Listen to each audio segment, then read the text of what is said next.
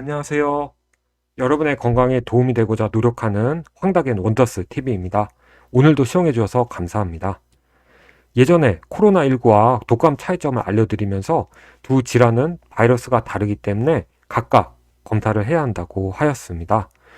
두 가지 바이러스를 동시에 검사할 수 있는 동시 검사 키트가 개발 중으로 9월경부터 국내 허가를 위해 연구에 매진을 하고 있었습니다.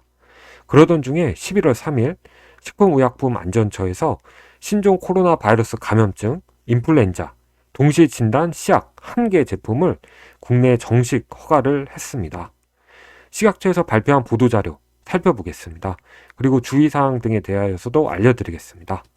오늘도 힘차게 시작해보겠습니다. 11월 3일 배포된 식품의약품안전처 보도자료입니다.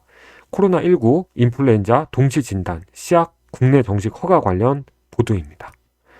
코젠 바이오텍에서 나온 유전자로 코로나19와 독감을 동시에 진단하는 제품입니다. 코로나19, 독감 동시 진단 시약은 한 번의 검사로 3시간에서 6시간 이내에 진단 결과를 얻을 수 있다고 합니다. 동시 진단 시약 사용 목적입니다. 쉽게 말해서 코로나19와 독감 바이러스를 동시에 진단하는 데 도움을 주는 시약입니다. 그리고 이제 주의사항 살펴보겠습니다. 설명드리기 전에 우선 검사 결과에서 양성으로 나오면 바이러스가 있을 확률이 높다. 그리고 검사 결과가 음성이면 확률이 낮다라고 이해하시면 쉽습니다. 자, 우선 최진단용으로 사용을 해야 되고 전문가용이기 때문에 개인 또는 비전문가가 사용할 수 없습니다. 그리고 본 제품을 사용하여 얻어진 결과만으로 질병의 진단 목적으로 사용하지 마십시오. 의사가 본 검사 결과 및 임상 소견, 다른 임상 결과를 바탕으로 진단해야 합니다. 라고 되어 있습니다. 즉, 검사 결과만으로 코로나19나 인플루엔자 진단 목적으로 사용할 수 없다는 것입니다. 그리고 검체가 부적절하게 채취, 수송 또는 취급된 경우 검체 내 사스코브2 농도가 검출한 게 미만이거나 또는 검체 내 증폭 억제제가 포함되어 있는 경우 위음성 결과가 나올 수 있으니 음성 결과만으로 사스코브2 감염 여부를 배제할 수 없습니다. 즉, 적절한 검사가 이루어지지 않으면 코로나 검사에서 음성 나오더라도 코로나 감염일 수 있다는 얘기입니다.